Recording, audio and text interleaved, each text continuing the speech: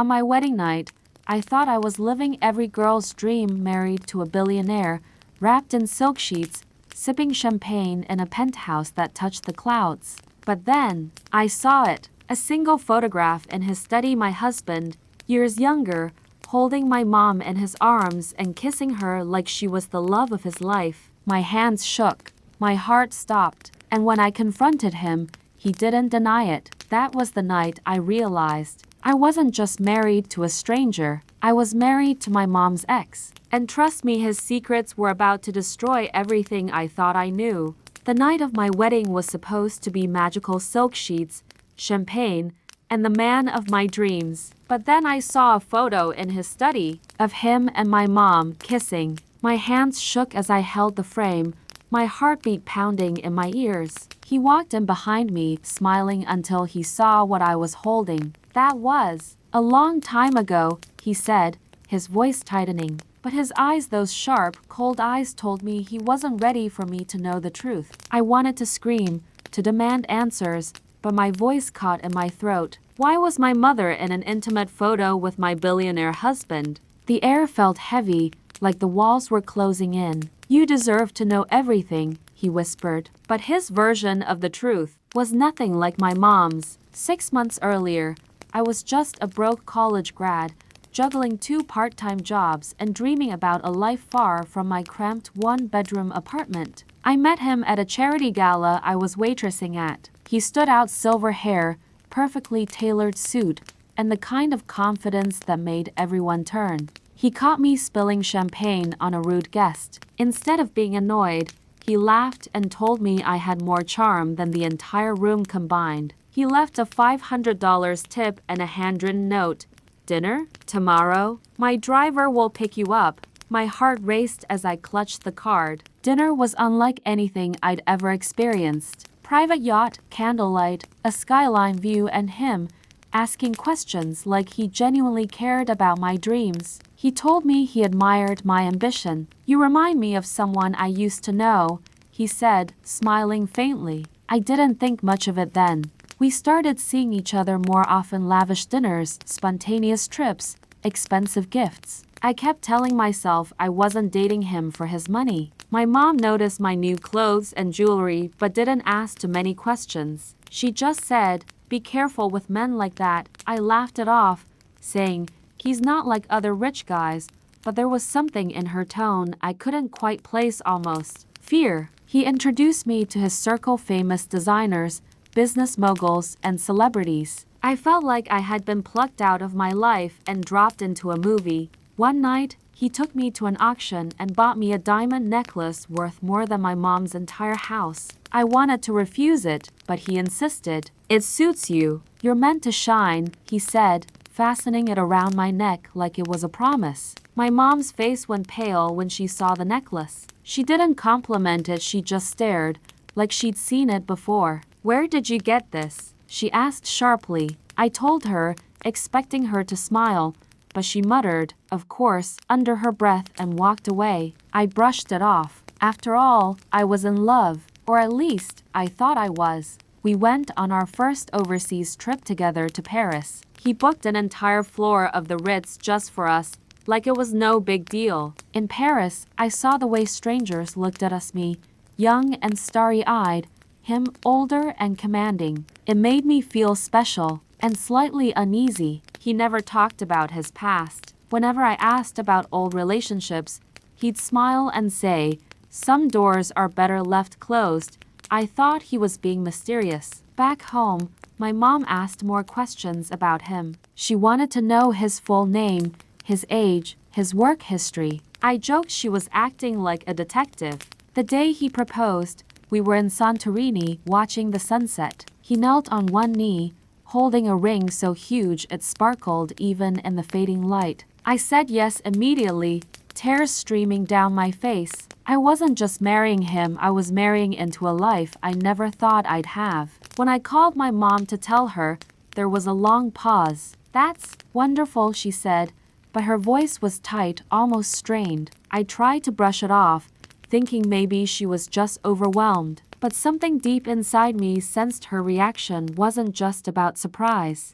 Wedding planning was like living in a dream. Luxury venues, celebrity chefs, couture gowns, everything was perfect. Except my mom seemed distant and preoccupied. 2 weeks before the wedding, I invited her to a dress fitting. She came, but when she saw him there, her face went white as snow. He smiled politely at her, but there was a flicker, something like recognition, before he quickly looked away. My stomach twisted, but I said nothing. That night, my mom called and asked if I was sure about marrying him. I laughed, saying, "Of course I am. Why wouldn't I be?" She didn't answer immediately, just sighed and said, "Sometimes love blinds us to things we don't want to see." I didn't understand. Yet, the wedding day arrived, a blur of flowers, music, and flashing cameras. Everyone told me I looked like a princess. I felt like one too. Walking down the aisle, I locked eyes with him. His smile was warm, reassuring, like a promise of forever. I believed it with all my heart. The reception was extravagant, gold-plated cutlery, imported champagne, live orchestra. Guests whispered about how lucky I was. I thought so too, until the honeymoon night. In his penthouse, while he was pouring wine, I wandered into his private study. That's when I saw the photo him with my mom, in an embrace. It wasn't just friendly. Their bodies were close, their smiles intimate. My chest tightened as I tried to make sense of it. When he walked in, I asked, "Why is my mom in this picture? And why do you look like that with her?" He froze for a moment before saying, "That's a story from long ago. I didn't know she was your mother until I met you."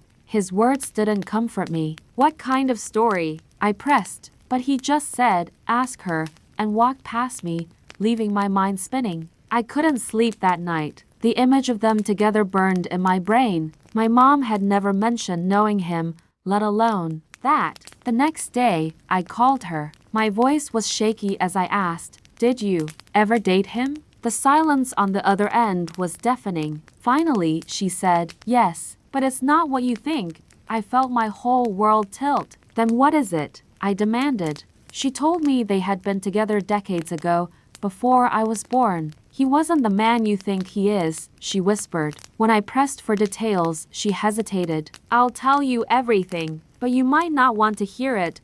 Her tone made my stomach twist. That evening, I met her at her house. She poured herself a glass of wine, set me down, and said, "I was in love with him once." Her eyes were distant as she recalled their whirlwind romance, lavish trips, expensive gifts, promises of forever. "He made me feel like I was the only one," she said. But then her expression darkened. "Until I found out I wasn't." She claimed he had been seeing someone else the entire time, a woman who later became his fiancée. She ended it, heartbroken, and swore never to see him again. "I didn't think I'd ever have to," she said, looking at me with pain in her eyes. I left her house more confused than ever. My husband's version of events and my mom's story didn't line up. Who was telling the truth? When I confronted him again, he said she had left him because she wanted someone richer and more powerful, a man who could give her status. It was hard to reconcile these two versions. My mom, who raised me alone with nothing, chasing wealth, or my husband, who never spoke of his past. Over the next few days, I noticed subtle changes in his behavior, quickly ending phone calls when I entered, locking his study, avoiding certain topics. My mom, too, became more secretive. When I tried to ask her more, she said, "I told you enough. Just be careful with him." One night, unable to sleep, I went into his study again. This time, I found more photos, some of him and my mom, some of her alone. In some, she looked genuinely happy. In others, almost scared. My fingers trembled as I turned each page, wondering what had really happened between them. Suddenly, I heard his footsteps approaching. I shoved the album back and pretended to be looking for a book. He didn't suspect a thing yet. The next morning, he surprised me with a necklace different from the engagement one, but eerily similar to one in the old photos. "Do you like it?" he asked. I nodded, but inside, my mind was screaming. Why was he recreating moments from his past with my mom? With me? At dinner that night, I brought up the coincidence. His smile didn't falter. "Some gestures are timeless," he said, but the way he looked at me felt loaded. I began to feel trapped in a gilded cage surrounded by wealth, but suffocated by unanswered questions. Even my best friend noticed. "You've been quiet lately," she said. I told her about the photo. She gasped and said, "Girl, that's not normal." She urged me to dig deeper, but warned me to be careful. Men like him, they don't like their past being dug up. So I started watching him more closely, who he met, where he went, what calls he took. Every little thing began to feel like a clue. One afternoon, I overheard him speaking on the phone. "She doesn't know yet, and she won't, as long as you keep your mouth shut." My heart pounded. Who was he talking about? Was it my mom? Was it someone else entirely? I wanted to ask him outright, but fear held me back. If I pushed too hard, I might lose him, or uncover something I wasn't ready for. That night, I dreamed of my mom crying, warning me to run. I woke up in a cold sweat, my heart hammering in my chest. I knew one thing for certain. Whatever the truth was, it wasn't going to be simple, and it might destroy everything I thought I knew about both of them. The next morning, I decided to visit my mom unannounced. She looked startled when she opened the door, as if she'd been expecting someone else entirely. Inside, her living room was cluttered with old boxes. One was half open, revealing letters with my husband's handwriting. I reached for one, but she quickly shut the lid. "They're just old memories," she said sharply, almost defensive. But her eyes betrayed fear that I might read something she didn't want me to know. I asked if she was still in contact with him before I met him. Her answer was a quick no, followed by a nervous change of topic. On my way home, I couldn't stop thinking about those letters. Were they love letters? Or something darker? And why hide them from me? When I got home, my husband was waiting. "Where were you?" he asked casually, but his eyes scanned me like he was reading between the lines. I lied, saying I was out with a friend. His smile returned, but I could tell he didn't fully believe me. That night, he surprised me with tickets to Italy. A second honeymoon, he called it. But I couldn't help wondering, was this a romantic gesture or a distraction? In Venice, he was the perfect husband, attentive, affectionate, showering me with gifts. But sometimes I'd catch him staring into the distance, lost in thought. One evening, while he was taking a shower, I looked through his travel bag and found an old photograph of my mom, folded neatly inside a wallet. She was younger in the photo, smiling like I'd never seen before. My chest ached. Why was he carrying her picture during our trip? When I confronted him, he didn't deny it. "She was important to me once," he said softly. "I keep it to remember what I lost." I asked, "And what did you lose?" His answer was chilling. "More than you could imagine." Then he kissed my forehead like the conversation never happened. After returning home, my mom called. "I need to see you," she said urgently. Her voice trembled like she'd been crying. We met at a quiet cafe. She told me my husband had once proposed to her, but she turned him down after discovering something dangerous about him. When I asked what, she whispered, "He doesn't let go of what he wants, ever, and that can be terrifying." Her words haunted me. I started to notice subtle control, how he always knew where I was, who I spoke to, even when I hadn't told him. One day, he mentioned details from a conversation I'd had privately with my friend. My stomach dropped. Was he listening to me somehow? I checked my phone and found a suspicious app running in the background. I didn't remember installing it. The thought that he might be tracking me made me shiver. I deleted the app, but the next day, he casually mentioned my exact location again. That's when I knew it wasn't just my phone. Determined to find proof, I searched the house while he was away. In his study, I found a hidden drawer with a small tracking device inside. It was connected to a file labeled with my name and, to my shock, my mom's name too. My hands shook as I flipped through the documents. Inside were detailed records of our movements, schedules, and even conversations. He had been monitoring us both for months, maybe years. I stuffed some papers into my bag, planning to show my mom. But before I could leave, I heard the sound of his car pulling into the driveway. I quickly shoved the documents back and ran to the kitchen, pretending to be making tea. My heart pounded as he walked in. He kissed me on the cheek and asked, "Miss me?" His smile was warm, but all I could see was the hidden darkness behind it. That night, I called my mom from the bathroom. I told her everything. She didn't sound surprised, only said, "You need to be very careful now." She revealed he had done similar things when they were together, tracking her, controlling where she went, even sabotaging her friendships. "I left before it got worse," she said, "but he doesn't like losing. And now, he has you." Her words made my blood run cold. Was I just a replacement for the love he lost with her? Over the next week, I tried acting normal around him, but every time he touched me, I wondered if it was really love or possession. I started keeping small secrets: where I went, who I called, but somehow, he always seemed to know anyway. My friend suggested I go through his phone. One night, while he was asleep, I carefully took it from the nightstand. There were dozens of messages to an unknown number. Many mentioned me and my mom, where we'd been, what we'd said, what we'd worn. Some messages even had photos taken from a distance. I recognized the cafe where I'd met my mom. My skin prickled with fear. I saved the messages to my phone, then put his back exactly where I found it. My heart raced the entire time. The next morning, he seemed unusually cheerful. "Let's have dinner with your mom tonight," he suggested. My chest tightened. What was he planning? At dinner, the tension was unbearable. He asked my mom about old times with a sly smile, while she avoided his gaze completely. Halfway through, he reached across the table and took my hand. "You know, you remind me of her," he said. My mom's fork clattered to the plate. When we left, my mom pulled me aside. "He's trying to pull you into his game," she warned. "Don't let him." But I wasn't sure I could stop. He was like a storm, powerful, inescapable, and dangerously captivating. A few days later, I got an anonymous email with a subject line, "The truth about your husband."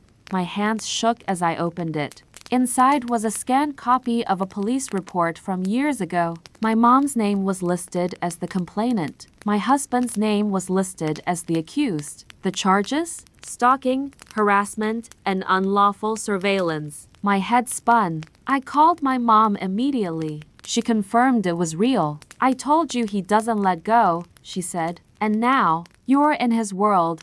I realized then that love wasn't the only thing binding us. It was danger, and maybe even obsession. That night, I told him I needed space. His smile faded for the first time since I'd met him. "Space from me?" he asked quietly. When I nodded, his eyes darkened. "You're my wife. There's no such thing as space between us."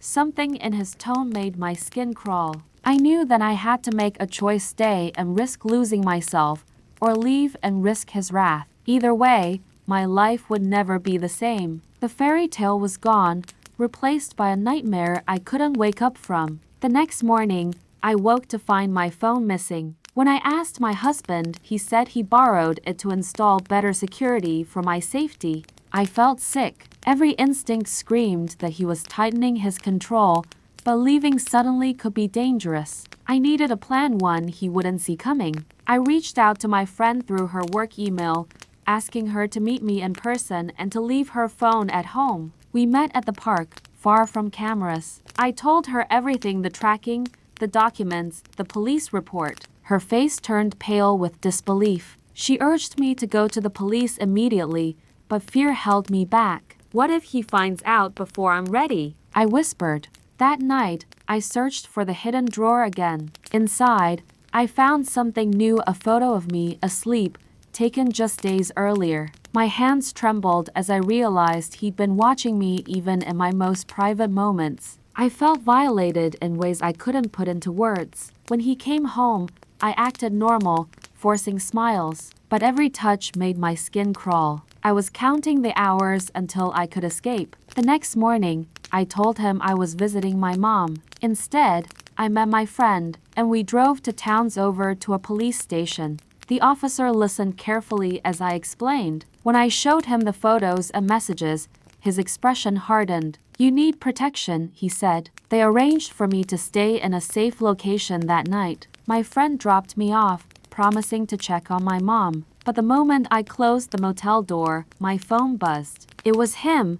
"You think I don't know where you are?" Panic surged through me. How had he found me so quickly? I turned off my phone and curled up on the bed, heart pounding. The next day, the police confirmed there was another tracker hidden in the heel of my favorite shoes. My blood ran cold. They confiscated the device, but I knew it was only a matter of time before he tried something else. Meanwhile, my mom called in a panic. "He was here," she said. "He asked me to convince you to come home. He said it's for your own good." I begged her to stay with a friend, but she refused. "If I run, he wins," she said. Her stubbornness terrified me. That night, I dreamed of my wedding day, but this time, my mom was the bride, and I was the one standing in the crowd, powerless. I woke up shaking, realizing the truth. He had never let go of my mom. I was just the closest thing to having her again. The police suggested I file for a restraining order, but part of me feared it would only provoke him further. Still, I signed the papers. As I walked out of the courthouse, I saw his car parked across the street. He stepped out, holding a bouquet of white roses. "You don't have to do this," he said, his voice low and dangerous. I didn't respond. I just walked past him, clutching my bag like it was the only thing tethering me to reality. That night, I stayed at a friend's house. We sat in the dark, whispering plans for me to leave the city entirely. But then my phone lit up with a text from my mom. "He's here. Please come." Against my better judgment, I rushed to her house. He was there, sitting calmly in her living room, sipping tea like nothing was wrong. "We need to talk," he said. "All of us. No more lies." His gaze moved between me and my mom like we were pieces in a game. My mom folded her arms. "Tell her the truth," she said. "Tell her why you really married her." He leaned back, unbothered. "Because I loved you, and I lost you. She brought you back to me in a way." I felt my stomach twist. "So I'm just a stand-in for her? A replacement?" My voice cracked with rage and disgust. He shook his head. "Not a replacement. An extension. You have her fire, her beauty. I couldn't let either of you go." My mom stood up. "This ends tonight. You stay away from her, from me, or I'll tell the world exactly who you are."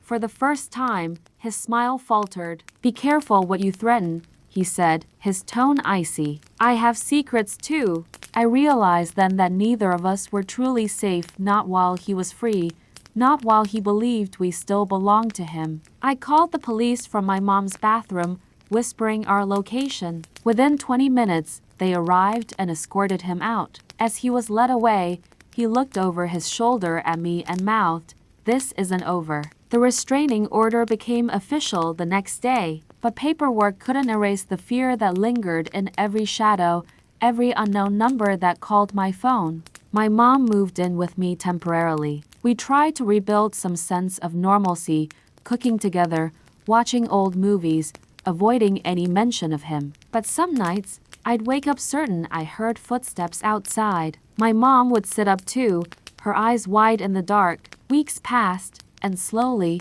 the tension eased. I started working again, making plans for a future that didn't include him. Then, one morning, a package arrived with no return address. Inside was my wedding photo, cut neatly down the middle. On the back, in his handwriting, "Half of you is still mine." I called the police immediately, but they said without proof he sent it, their hands were tied. My stomach churned with helpless frustration. My mom suggested we leave the country for a while. "Sometimes the only way to win is to disappear," she said. We booked flights under fake names, telling no one. My heart raced as I boarded the plane, unsure if we were running towards safety or deeper danger. From the window seat, I watched the city shrink below us. Part of me mourned the life I was leaving, the wealth, the romance, the illusion. But mostly, I felt relief. For the first time in months, I could breathe without glancing over my shoulder. We landed in a quiet coastal town overseas. The salty air and gentle waves felt like another world entirely,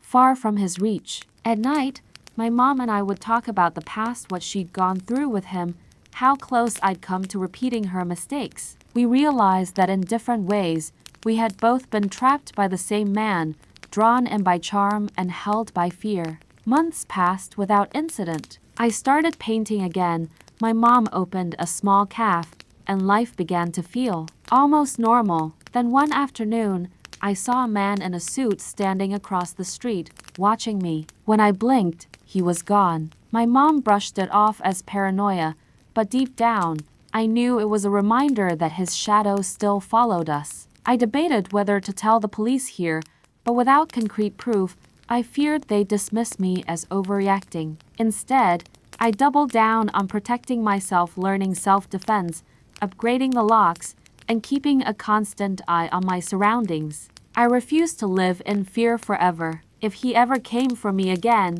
I would be ready. One morning, a letter arrived at the cafe. My mom handed it to me with trembling hands. No return address again. Inside was a single sentence: "I miss you both." My mom wanted to burn it immediately, but I kept it. Not as a token of him, but as a reminder of what we survived. We never saw him in person again, but his presence lingered, like a ghost in the corners of our minds. Over time, the fear dulled, replaced by strength. I had faced the truth, no matter how ugly, and chosen my own life. Some people never escape their past, but I refused to let mine define me or my relationship with my mom. We grew closer than ever, bonded by shared scars and unspoken gratitude that we'd both made it out alive. The cafe thrived, locals embracing us as part of the community. For the first time in years, I felt rooted in something real. I stopped wearing the jewelry he'd given me,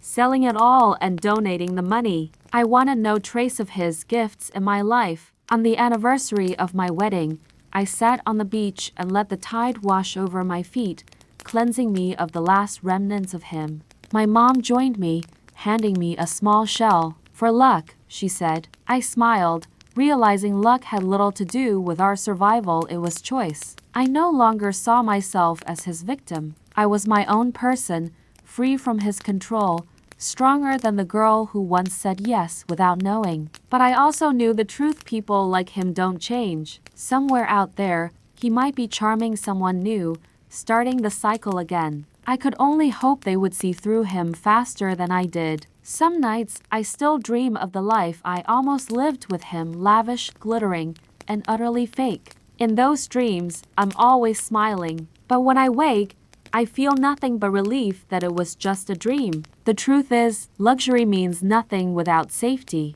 Love means nothing without trust. And I had learned both lessons the hard way. Now, I measure wealth and freedom in mornings without fear, in the sound of my mom's laughter in our little cafe. Every customer who walks through our door is a reminder of the life we built ourselves, not the one handed to us in a golden cage. We still don't talk about him often, but when we do, it's with the quiet certainty that we outsmarted him. I sometimes wonder if he hates us for leaving or admires us for escaping. Either way, it doesn't matter. We have our lives back. And that's something no one, not even a billionaire, can buy. If I could speak to the girl I was when I met him, I'd tell her, fairy tales are fine, but reality is better. Because I thought I hit the jackpot. Until my wedding night revealed the truth. And choosing my own freedom over his fortune was the real happily ever after.